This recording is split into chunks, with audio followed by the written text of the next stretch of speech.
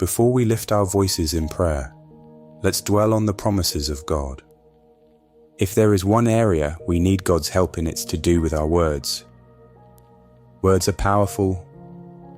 The right words, spoken at the right time by the right person, have the amazing ability to life us, to inspire us, to motivate us, to affirm us, to invigorate, yes, even to heal us.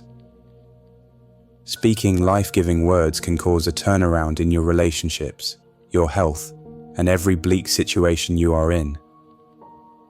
But we know it's not that easy because there is the other half of the story. The other half where we speak death and pain over ourselves, other people, and situations in our lives. In the book of James, we see James addressing this problem. So also the tongue is a small member, yet it boasts of great things. How great a forest fire is set ablaze by such a small fire. And the tongue is a fire, a world of unrighteousness. The tongue is set among our members, staining the whole body, setting on fire the entire course of life, and set on fire by hell. For every kind of beast and bird, of reptile and sea creature, can be tamed and has been tamed by mankind, but no human being can tame the tongue. It is a restless evil, full of deadly poison. With it we bless our Lord and Father, and with it we curse people who are made in the likeness of God. From the same mouth come blessing and cursing. My brothers, these things ought not to be so. Does a spring pour forth from the same opening both fresh and salt water? Can a fig tree, my brothers, bear olives, or a grapevine produce figs? Neither can a salt pond yield fresh water. James 3 verses 5 to 12.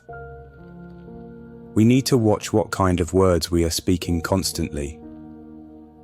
We need to watch what kind of words we speak to ourselves, to others and to God. Our words have the power of life and death. Are you causing destruction everywhere you go with your words? Do you leave a trail of brokenness and pain with your words? James is teaching us that we must not accept words of death and pain to come out of our mouths.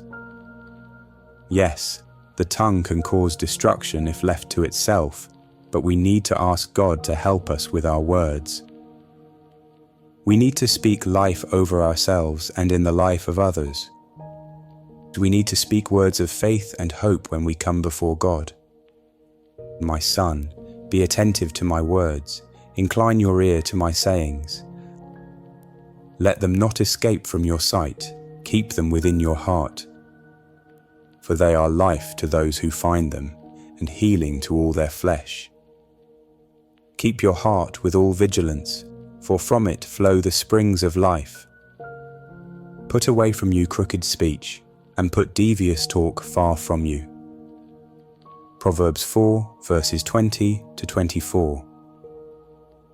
Our words can heal people for sure. Yes, they can bring pain, but they can heal, and there are people in our lives who need words of healing.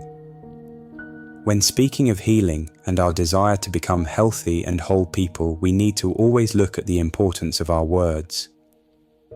In the above passage from Proverbs, Solomon says that his words can bring healing to their flesh and life to those that find them.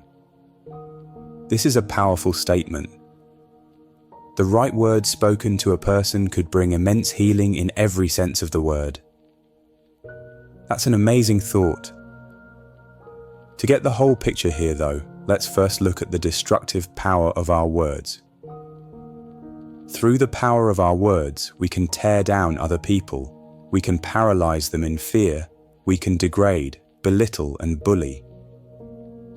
We can cause death by the power of our tongue.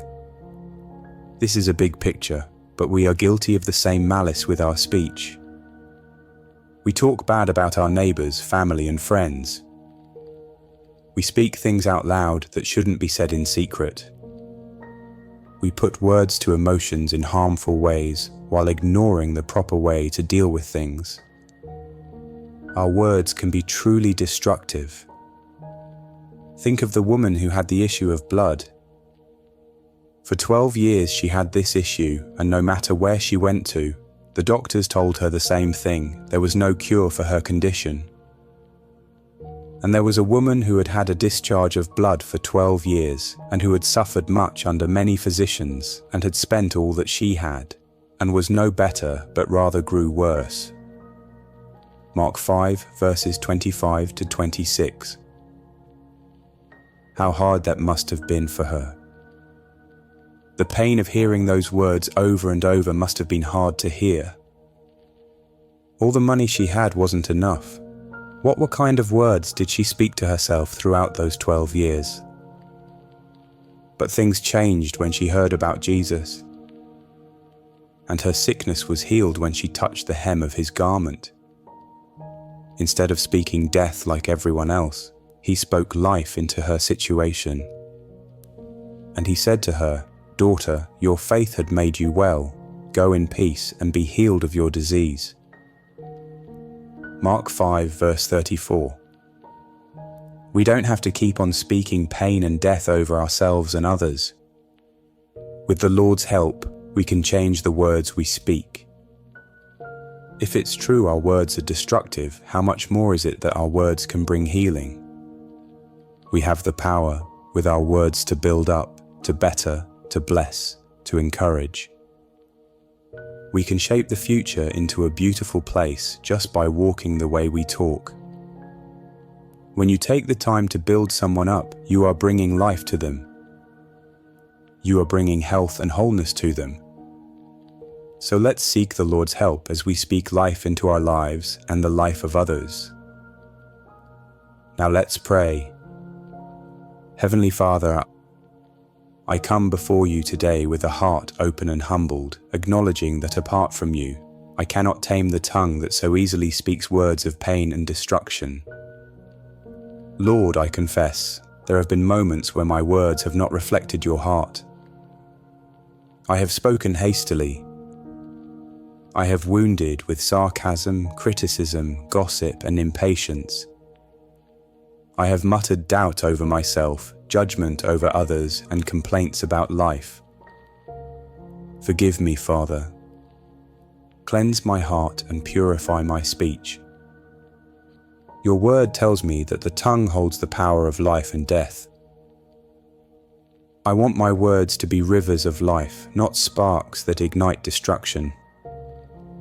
I want them to build and not break, to heal and not harm, to bless and not curse. Lord, would you teach me how to speak in a way that brings glory to you and grace to those around me? Holy Spirit, be the filter over my lips. Let me not speak from anger or insecurity. May my words be seasoned with wisdom, patience, truth, and compassion. I ask you to interrupt my tongue when it begins to move in a direction that does not reflect love. Pause me before I respond in pride.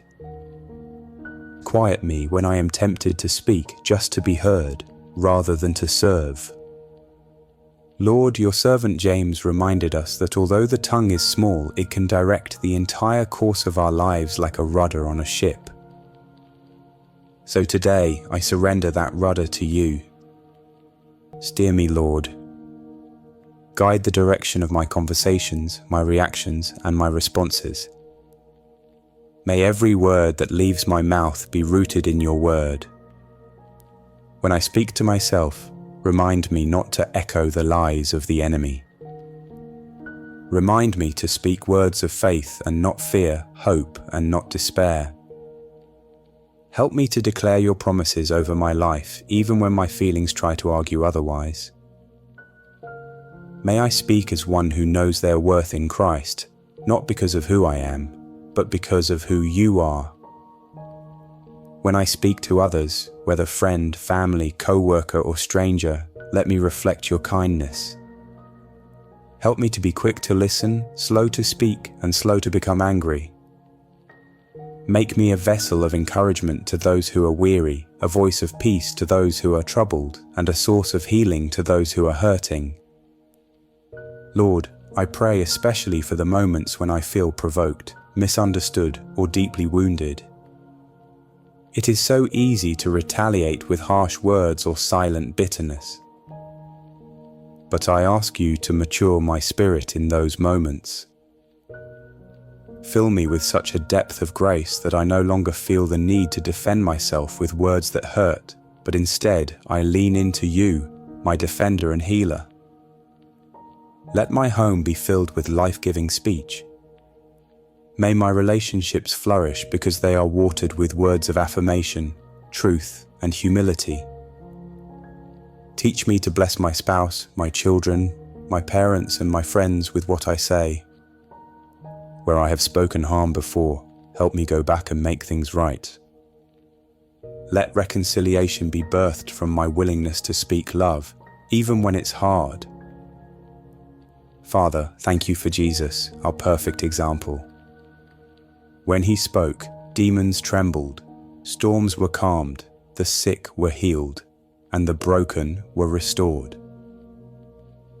May the same Spirit that raised Christ from the dead now speak through me. I long for my words to carry power, but only the kind of power that sets people free, never the kind that binds them in shame. May your word be so deeply hidden in my heart that it shapes every sentence I say. Let Scripture be my vocabulary. Let your promises be the lyrics of my speech. When I don't know what to say, give me silence. When I need to speak truth, give me courage. When I need to say hard things, give me love. And when I need to bless, give me generosity. Finally, Lord, I ask that you guard my heart, because I know that out of the heart, the mouth speaks. Purify the wellspring of my inner life so that my speech may always be a reflection of your goodness. May I never speak carelessly about those made in your image. Instead, help me to see every soul through your eyes and speak accordingly. I ask all of this not for my own sake, but for yours. That my mouth may be an instrument of your grace. That my words may be seeds of peace and truth. And that through my speech you would be glorified. In the name of Jesus, the Word made flesh, I pray. Amen. Thank you for joining me in this powerful prayer today. If this prayer touched your heart, type Amen in the comments as a sign of faith and agreement. Let's encourage each other in this journey of grace. And don't forget to subscribe for more prayers, encouragement, and uplifting messages. Together, we'll continue to grow stronger in faith and closer to God. Stay blessed, and may God's peace be with you always.